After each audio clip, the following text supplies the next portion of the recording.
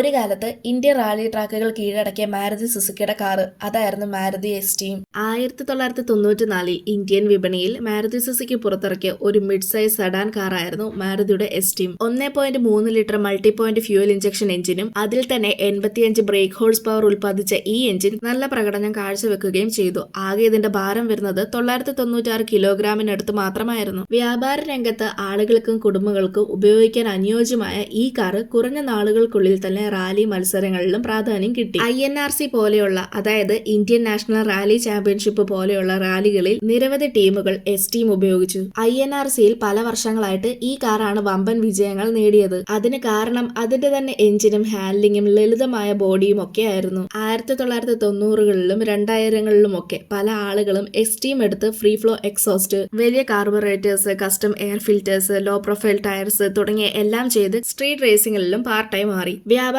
ലോകത്തുള്ള ആളുകൾക്കും middle class കുടുംബങ്ങൾക്കും ഇഷ്ടപ്പെട്ടിരുന്നത് അതിന്റെ ഗുണമേന്മയും ഫ്യൂൽ എഫിഷ്യൻസിയും ആയിരുന്നു. അതിനാൽ തന്നെ ഒരുപാട് ആളുകൾ ഈ കാറിനെ അവരുടെ ബിസിനസ് സെഡാൻ എന്ന നിലയിലാണ് കണ്ടത്. 2000ത്തിന്റെ തുടക്കത്തിൽ വരെ എസ്റ്റീം അതിന്റെ സ്ഥാനം നിലനിർത്തി. അതിനുശേഷം ഷിഫ്റ്റ്, ഡിസയർ പോലെയുള്ള കാറുകൾ വിപണിയിൽ വന്നതോടെ എസ്റ്റീമിന്റെ വിൽപ്പന കുറഞ്ഞു. അങ്ങനെ 2007 തന്നെ എസ്റ്റീമിന്റെ ഉൽപാദനവും അവസാനിപ്പിച്ചു. എന്നാൽ ഇപ്പോഴും സെക്കൻഡ് ഹാൻഡ് വിപണിയിൽ ഈ കാറിന് ആവശ്യക്കാർ ഉണ്ട്. നിങ്ങൾക്ക് മാരുതി സുസുക്കി കാറുകളിൽ ഏറ്റവും ഇഷ്ടമുള്ള കാർ ഏതാണെന്ന് കമന്റ് ചെയ്യ്. ഇതുപോലെയുള്ള കൂടുതൽ വീഡിയോസ് കാണാനായി ചാനൽ സബ്സ്ക്രൈബ് ചെയ്യാനും ഇൻസ്റ്റഗ്രാമിൽ ഫോളോ ചെയ്യാനും മറക്കല്ല്.